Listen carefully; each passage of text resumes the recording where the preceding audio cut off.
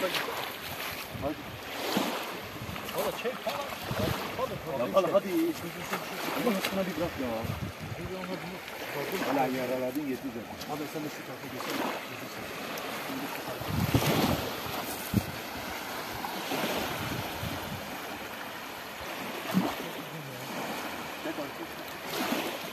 Asıl.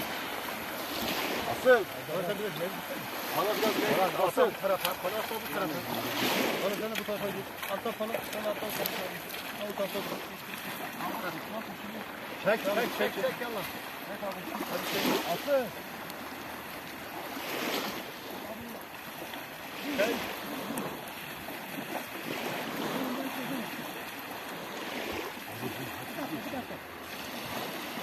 Tamam mı? Çek. Bir dakika. Çek. Ya falan. Çek. Bak şuna güzel bir kafalar. Çek. Çek. Çek. Biraz yaklaş.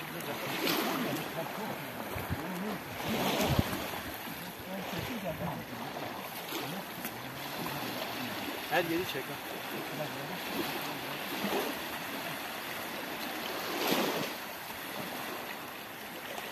Çek. Yaşar. Yaşar oğlum. Bizim buna 5 kilo metre dedi.